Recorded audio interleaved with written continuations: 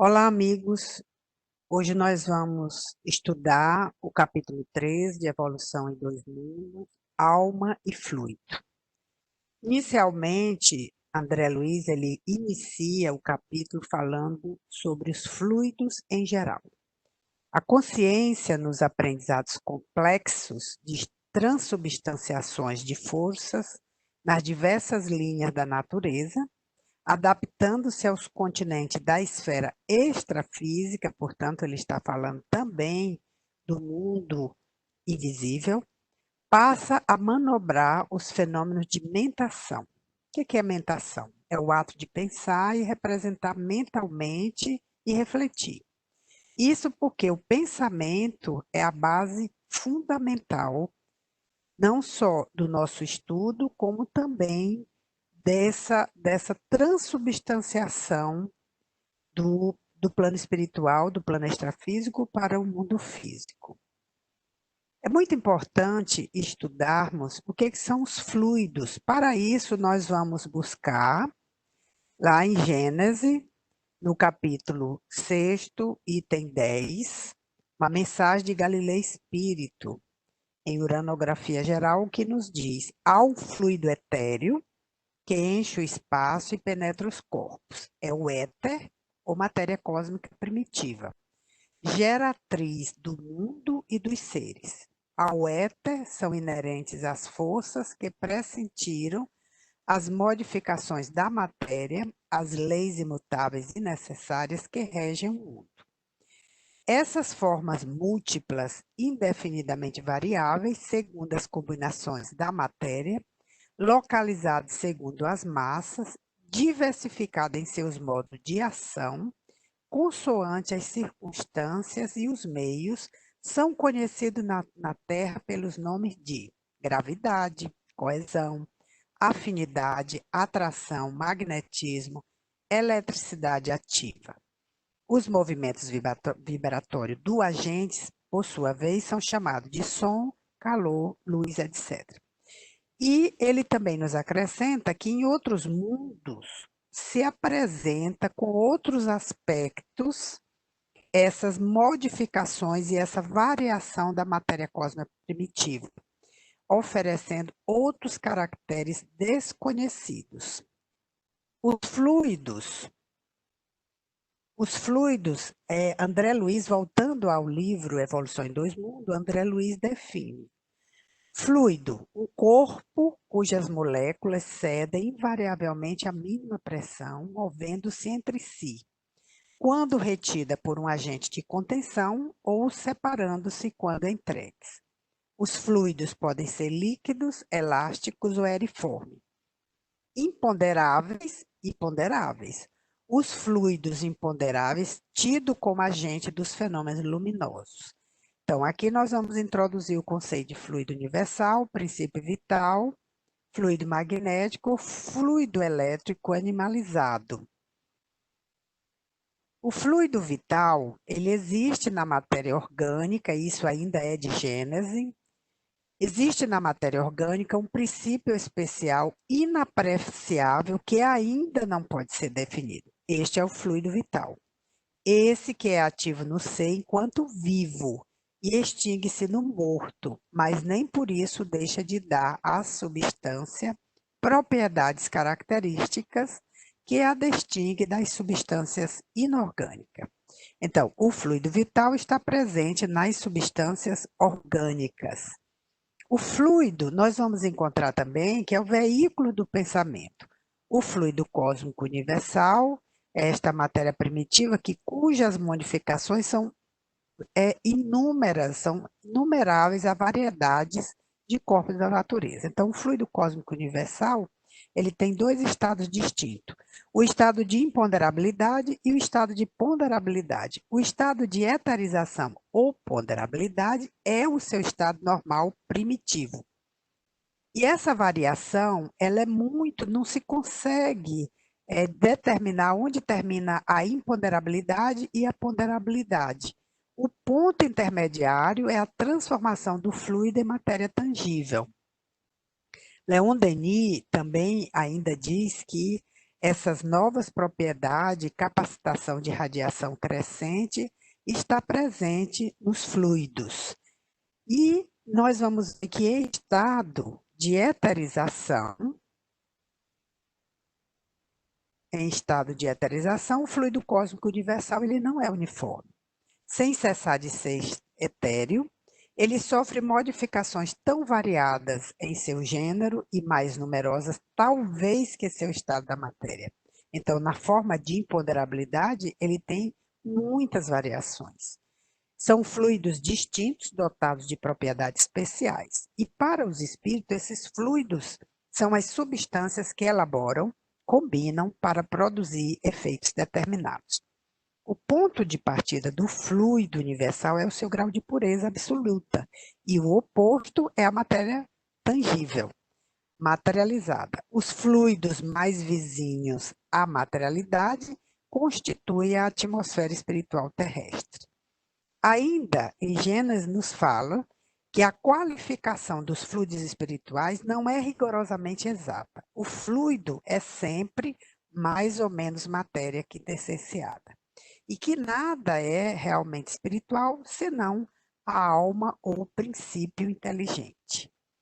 O fluido vivo, no mundo espiritual, o homem desencarnado ele vai lidar diretamente com esse fluido vivo e multiforme, que nós sabemos que os espíritos utilizam, moldando e plasmando todo esse mundo com muitas possibilidades. É estuante inestancável, a nascer da própria alma. É um subproduto do fluido cósmico universal.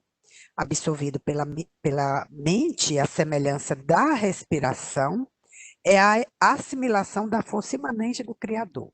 Passa por todo o cosmos, transubstanciando-a sobre a própria responsabilidade. Então, o espírito, ele transubstancia, modifica, molda, plasma sobre sua própria responsabilidade, que, no caso, influencia na criação a partir de si mesmo. Esse fluido é o seu próprio pensamento contínuo, gerando potenciais energéticos com o que não havia sonhado. Então, ainda encontramos em Evolução em Dois Mundos que os elementos atômicos mais complicados e sutis, além do hidrogênio e do urânio, engrandecendo a série estequiogenética. Vamos ver o que é isso. Aqui nós vamos encontrar que a série estequiogenética é relativa à propriedade dos elementos bioenergéticos que envolve o princípio segundo o qual todo ser vivo provém de um outro ser vivo. Então, nós vamos encontrar o hidrogênio, que é o elemento mais abundante de todo o universo, sendo o combustível de milhares de estrelas, por exemplo, o nosso Sol. E é o quarto elemento mais abundante da Terra. Aqui vocês estão vendo a estrutura atômica do hidrogênio, que é a mais simples de todos os elementos, apresentando apenas um próton no núcleo e um elétron na camada externa. E vamos encontrar no oposto o urânio, que é o último elemento químico da tabela periódica, com um átomo com o núcleo mais pesado, com 92 prótons, 135 a 148 nêutrons. Aqui está o urânio. E chamar atenção também para o que Pietro Baldi nos fala no livro Séries Evolutivas das Espécies, né? Nesse artigo. Vimos a gênese da gravitação, protoforma típica do universo dinâmico e algumas de suas características. Esta emanação dinâmica da matéria, nós a vemos acentuar-se em razão direta da sua evolução, progressão constante no aumento dos pesos atômicos. E isso vai exatamente ao ponto que o nosso André Luiz fala nesse livro, Evolução em Dois Mundos. Aqui nós estamos vendo uma belíssima imagem do Jardim do Senhor, que é Nascimento das Estrelas, né? Que é a constelação de Perseus, nebulosa em vermelho, e tem uma composição de 71% de hidrogênio e 27% de hélio, e uma pequena fração de outros elementos pesados. Então, essa beleza de todo o universo, nós vemos que essa constituição Elas está dentro da tabela periódica, provavelmente deverá existir outros elementos, mas só o que nós conhecemos já é extremamente importante. Ela contém todos os elementos químicos e suas propriedades organizadas em número crescente atômico, número de prótons. Tá? Então,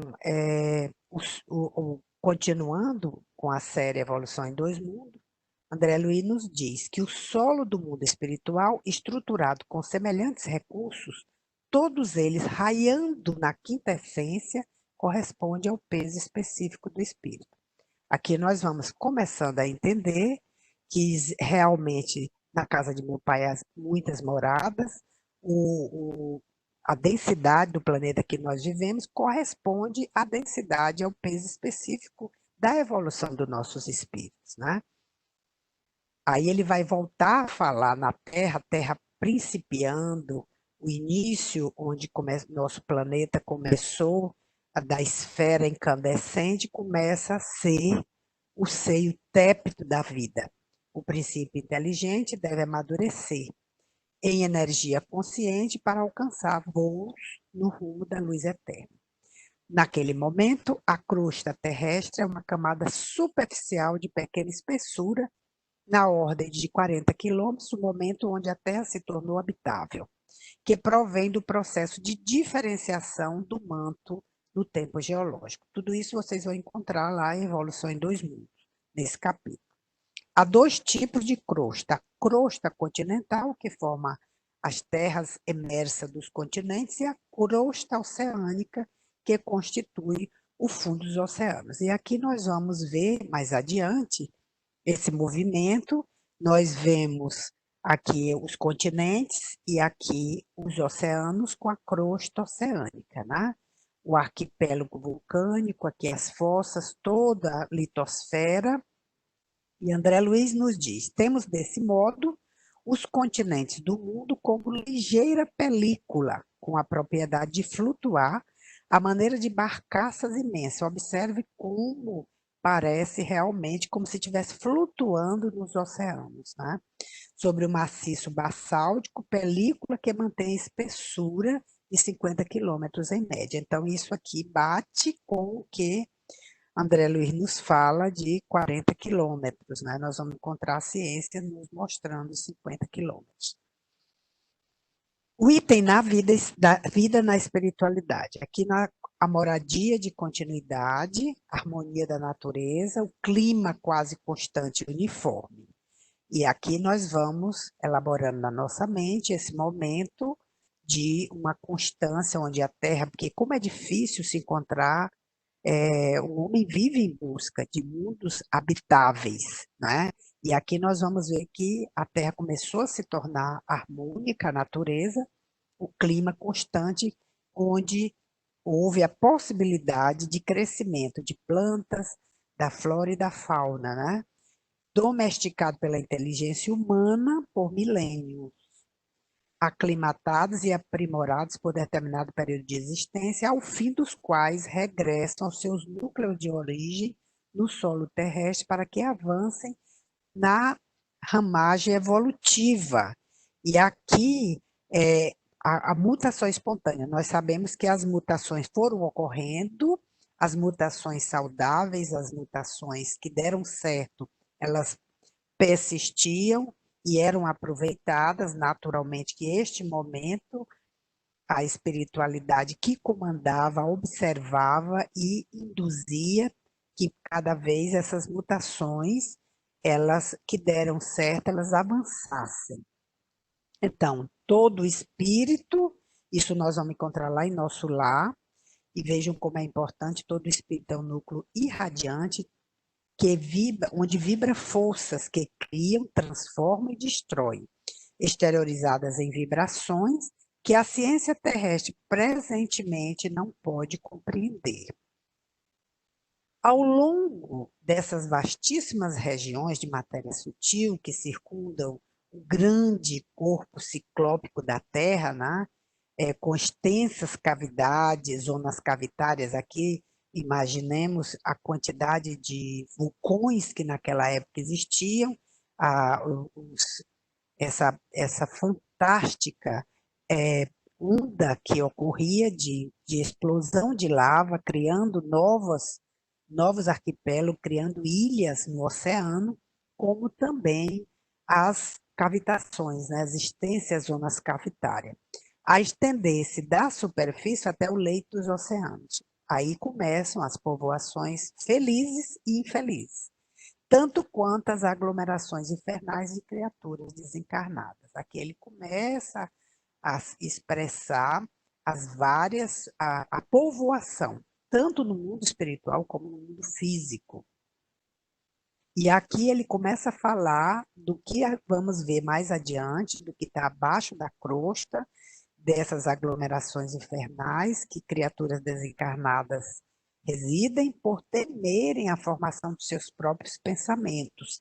Se refugiam, então, nas sombras, receando ou detestando a presença da luz. Até hoje nós vemos na Terra muitos locais que não só do ponto de vista espiritual, mas também do ponto de vista físico, nós temos as cavernas e as regiões subaquáticas e os abismos nos oceanos, onde existem criaturas que não precisam da luz, né, para viver. Então, elas vivem profundamente.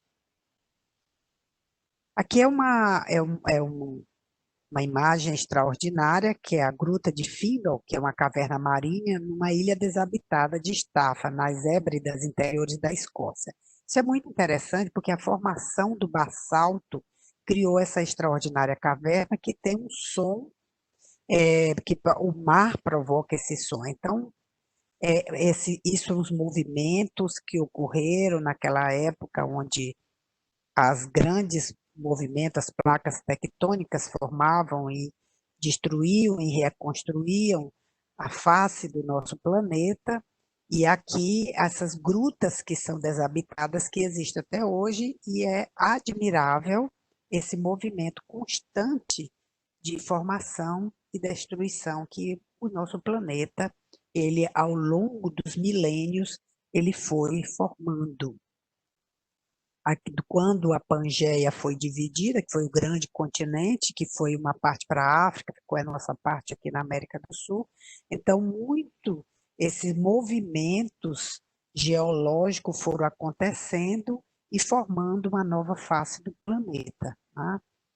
Ele vai falar também das esferas espirituais e nos diz, a doutora Marlene, no livro A Luz do Eterno Recomeço, na página 60, que para compreendermos melhor esse problema das esferas espirituais, é preciso pensar na evolução como um caminho, onde multidões de almas, que demoram séculos e séculos recapitulando as experiências, elas vão andando, vão caminhando nesse longo caminho.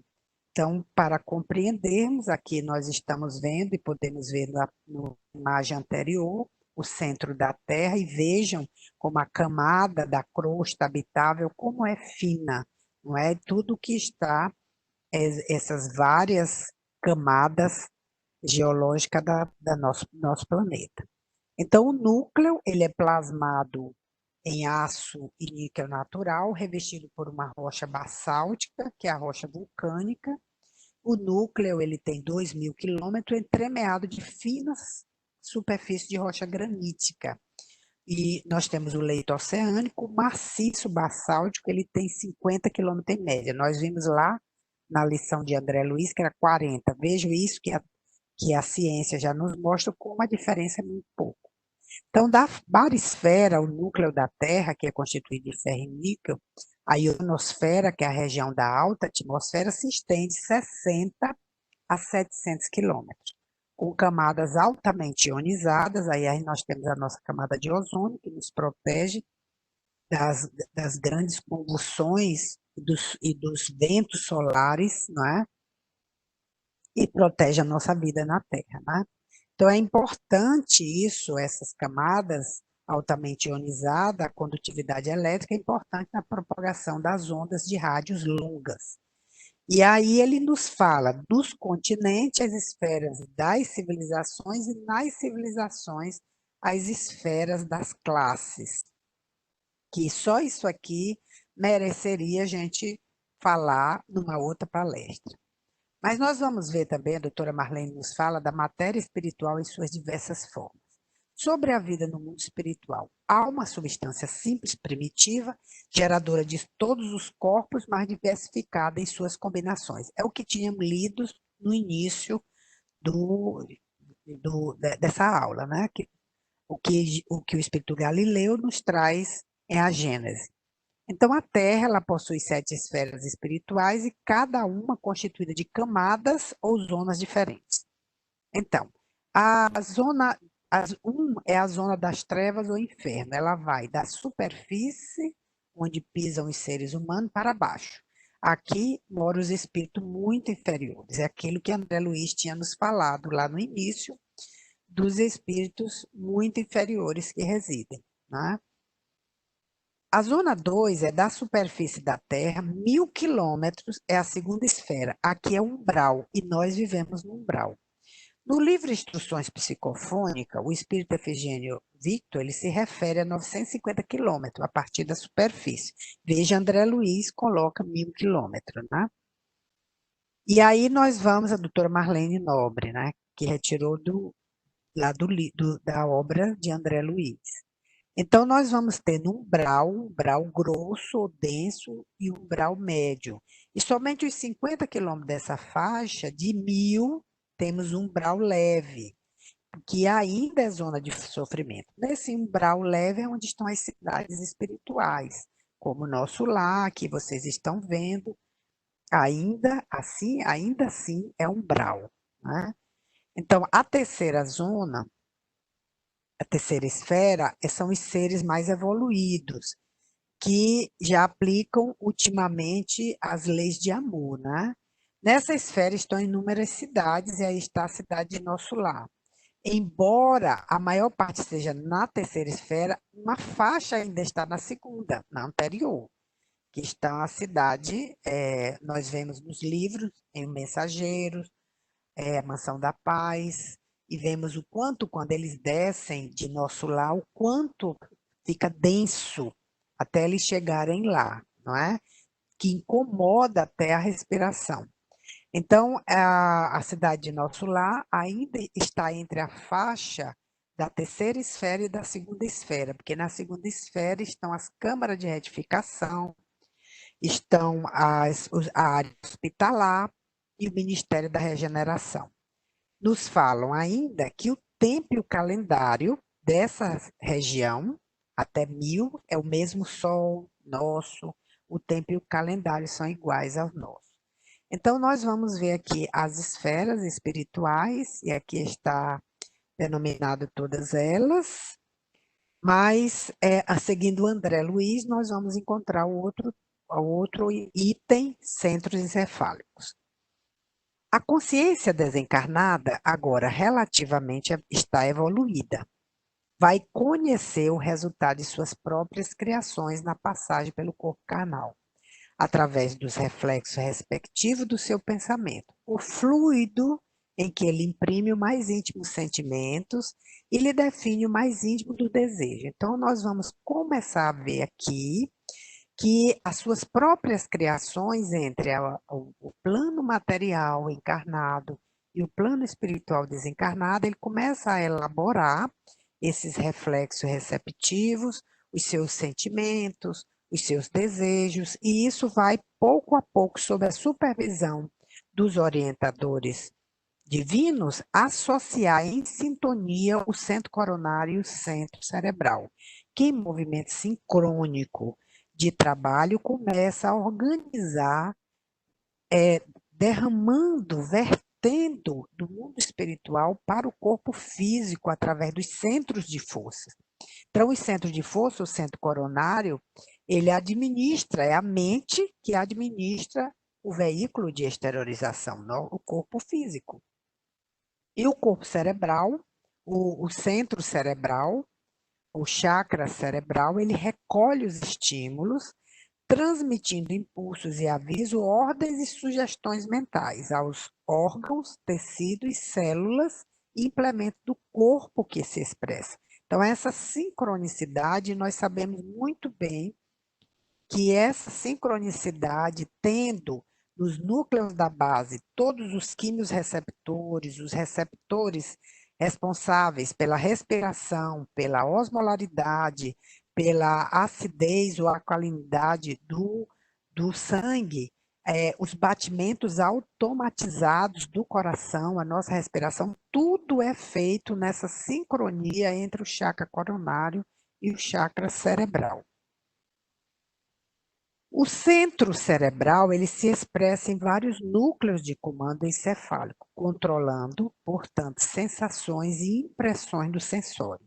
O centro coronário, por intermédio de todo um conjunto do núcleo diencefálico.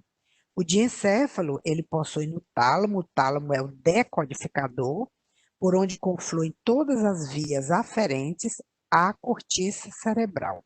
Aqui ele se refere, para quem não compreende esse termo, essa região externa às circunvoluções cerebrais, ele denomina essa cortiça cerebral.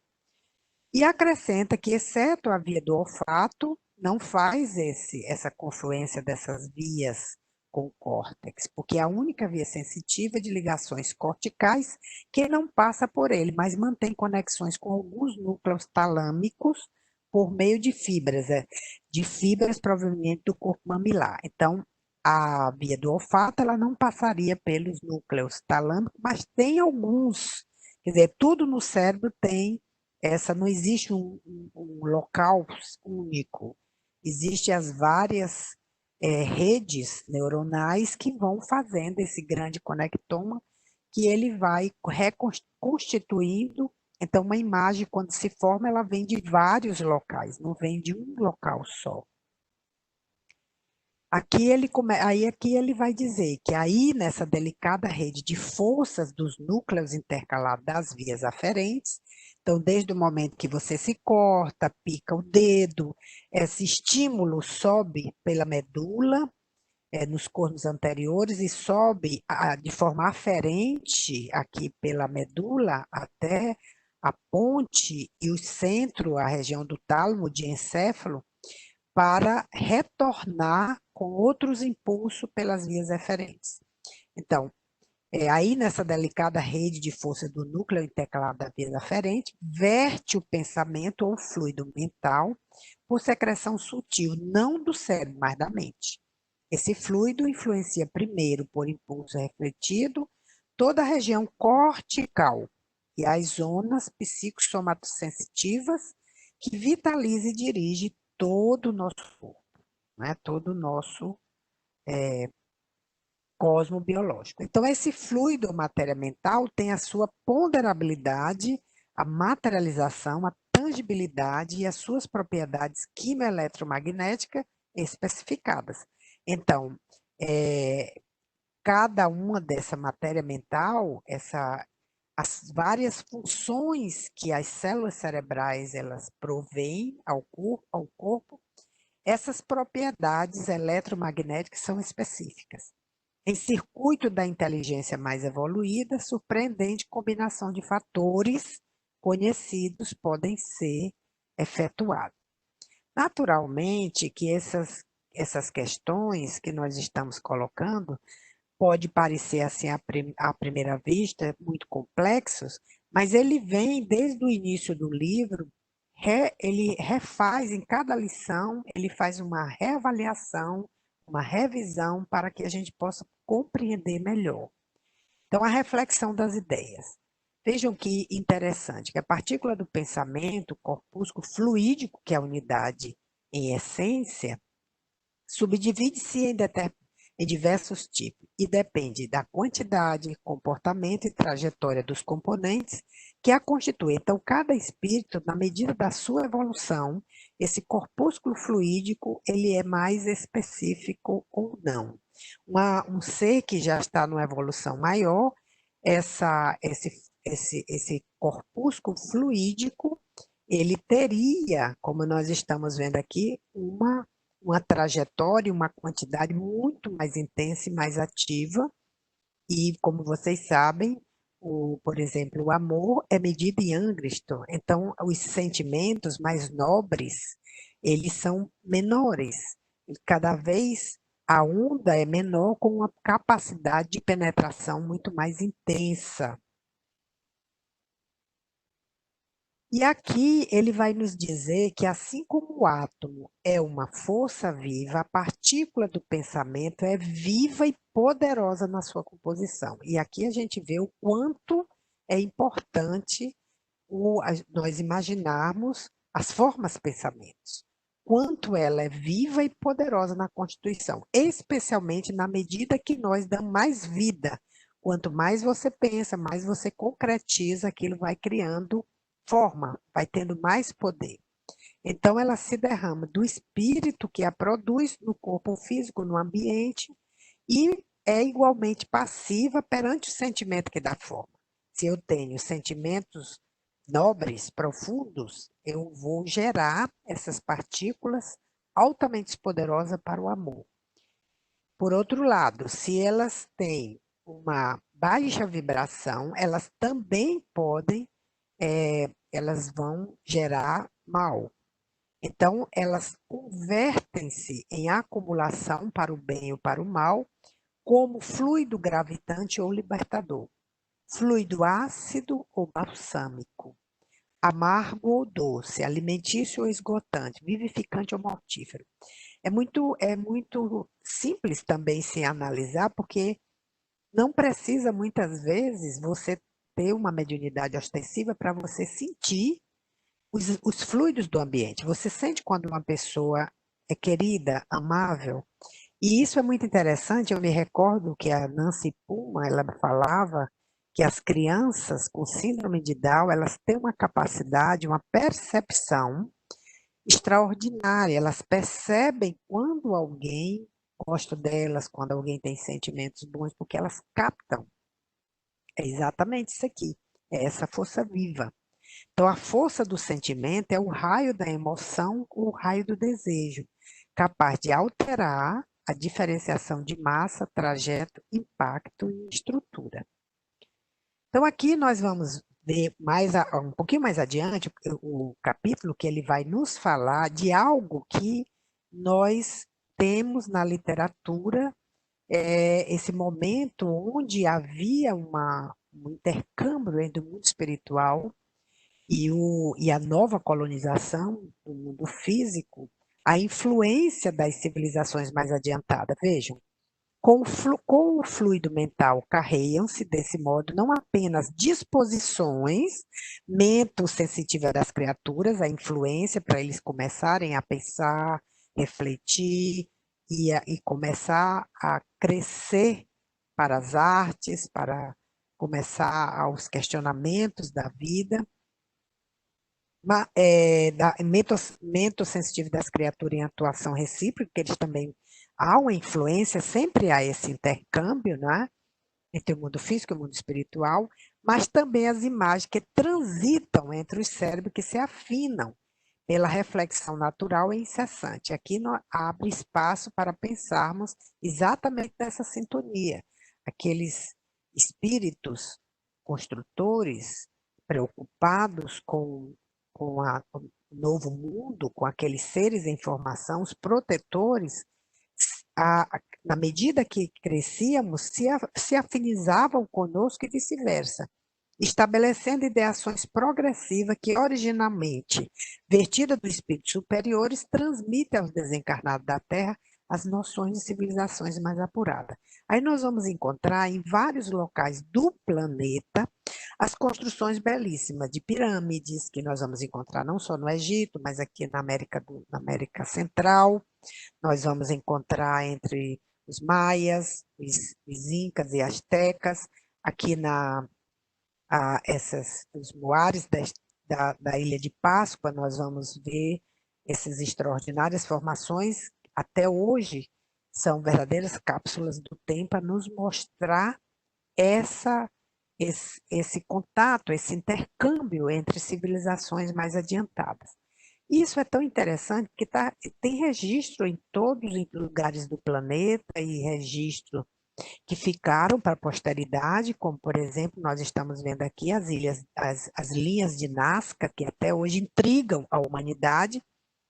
Nós vamos encontrar entre os incas e astecas essas figuras que mais parecem astronautas, e também nos livros antigos dos textos hindus, o Mahabharata, nós vamos encontrar essas imagens que parecem disco voador, que eles, nos textos hindus antigos, eles chamavam Vimana, que significaria máquina voadora ou veículo voador. E nós vamos encontrar também imagens, não só gravuras com verdadeiros formações e desenhos, mostrando como se fossem essas máquinas que parecem disco voador, como também templos com a mesma estrutura. E aqui do lado nós vamos ter em Nazca o aqueduto de Nazca, né? Que até hoje intriga também os arqueólogos, e essas construções, como que esse povo nesta época conseguia fazer essas estruturas e com muita precisão. Então isso demonstra que deve haver alguma coisa, e André Luiz nos fala dessa comunicação, como nós vimos no slide anterior, essa transmissão de noções de civilizações mais apuradas. Então, aqui ele fala o seguinte: por essas mesmas entidades, em contato com as tribos encarnadas do Paleolítico, semelhantes noções desce para o chão planetário, disciplinando as criaturas e ofertando-lhes novos horizontes à visão do entendimento. Um outro item é sobre a inteligência artesanal. Como é que ele vai falar? Ele nos diz que o plano físico é o berço da evolução, que o plano extrafísico aprimora. O primeiro, o plano físico, insufla o sopro da vida, cujas edificações o segundo aperfeiçoa. E vejam que interessante que ele diz, que a gente vai entender o significado das necessidades das reencarnações. A reencarnação multiplica as experiências, somando-as pouco a pouco, na conquista, na esteira da nossa evolução. E a desencarnação subtrai-lhe lentamente as parcelas inúteis, descartando, aprimorando, ao progresso do espírito, divide os remanescentes, definindo os resultados com que o espírito se encontra enobrecido ou endividado perante a lei. Então, aqui é muito interessante refletirmos sobre esse significado e como ele coloca o significado da reencarnação, que multiplica as experiências, e a desencarnação, ela subtrai e divide, retirando o que é útil e colocando o espírito, no caso das quedas, ele se encontra endividado perante a lei para recapitular e voltar a reencarnar, ou enobrecido, crescendo na sua evolução. Outro item é o plasma criador da mente, e ele nos diz que é pelo fluido mental com qualidades magnéticas de indução que o progresso se faz notavelmente acelerado. Na medida que os homens vão evoluindo, essa troca de informação faz com que o progresso acelere bastante. Vocês se recordam da época do iluminismo, quantos cientistas, pintores, músicos encarnaram na Terra para acelerar o progresso. Então, de tempos em tempos, ocorre esse intercâmbio no sentido de acelerar o mundo, a civilização. Então, pela troca dos pensamentos de cultura e beleza em dinâmica expansão, os grandes princípios da religião, da ciência, da virtude, da educação, da indústria, da arte, descem das esferas sublimes e impressionam a mente do homem, traçando-lhes profunda renovação do corpo espiritual, a refletir no veículo físico, que gradativamente se acomoda a novos hábitos. Então, pouco a pouco, se nós recordarmos como éramos, como o nosso corpo era atarancado, eram formatos feios, né, na época da Idade Média, a gente vem pouco a pouco elaborando. E possivelmente, na medida que evoluirmos, mais nossos corpos serão mais belos, nós teremos mais harmonia de formas e teremos os nossos caráter aprimorados na nobreza, né? Na nobreza do espírito. Aqui eu gostaria de chamar a atenção para vocês, para a gente fazer um paralelo com a obra de André Luiz, Os Mensageiros, onde existe algo muito interessante. Ele diz o seguinte, lá em Os Mensageiros, no capítulo 16, observe, isso que ele está falando aqui, que a arte desce das esferas sublimes e impressiona a mente do homem. Vejam, ele diz o seguinte, no posto de socorro, na mansão da paz, no vasto salão mobiliado, móveis delicadamente esculturados, nas paredes quadros maravilhosos. Um deles, o Martírio de São Dinis, o apóstolo das Gálias, rudemente supliciado nos primeiros tempos do cristianismo. Intrigado, André Luiz fala, recordei que na Terra ele já havia visto um quadro absolutamente igual àquele. Não se tratava de um famoso trabalho de Bonnat, um célebre pintor francês, e aí eu fui procurar que quadro era esse. Vejam que belíssimo quadro. Aqui nós estamos vendo Saint-Denis, em francês, né, que é São Dionísio, quando ele foi supliciado e decapitada a sua cabeça, ele segura a cabeça e conta a história que, visto ele foi canonizado, que ele andou ainda 200 metros até a igreja, que é exatamente Montmartre, e Montmartre significa o Monte do Marte. Ele anda até lá e lá foi construída uma igreja. Então, Saint-Denis é considerado o patrono da cidade de Paris, e esse quadro belíssimo foi feito pelo artista Léon Joseph Fiorentin Bonnat. E ele está no Panteão de Paris. E quando nós vamos procurar sobre esse quadro, vocês vão encontrar que Saint-Denis ele viveu no século XIII, ele foi bispo de Paris e foi martirizado por Décio, imperador romano, que naquela época existia uma guerra muito grande entre os cristãos, Roma, né, que dominava Paris, e os gauleses. Então, voltando ao livro do André Luiz, que nós vamos encontrar lá, o Mensageiro, ele diz que a cópia do posto era muito mais bela do que aquela que existe no Panteão de Paris. E Alfredo diz assim, é como ele achava que a cópia do posto era mais bela. E Alfredo vai e diz, engana-se, nem todos os quadros, como nem todas as grandes composições artísticas, são originalmente da Terra. Temos aqui a história real dessa tela magnífica. Foi idealizada e executada por um nobre artista cristão numa cidade espiritual muito ligada à França, em fins do século passado. E no caso, né, foi no início, André Luiz, a série André Luiz foi escrita no início do século XX, né? Então ele fala do século XIX.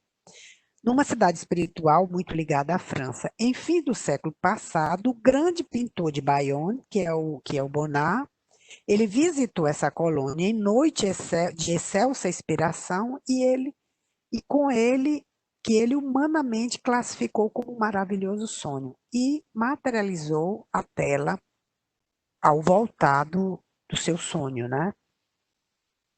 E André Luiz, ele vai nos dizer exatamente que agora reconhecia que nem toda a arte levada na Terra traduz visões gloriosas do homem na luz dos planos superiores, né? Então, esse intercâmbio extraordinário entre o mundo espiritual e o mundo material. Mais adiante, ele vai falar que as épocas imensas dependeram, o princípio, de épocas imensas na trajetória evolutiva, o princípio inteligente despendera para edificar os prodígios da sensação e do automatismo, do instinto e da inteligência rudimentar.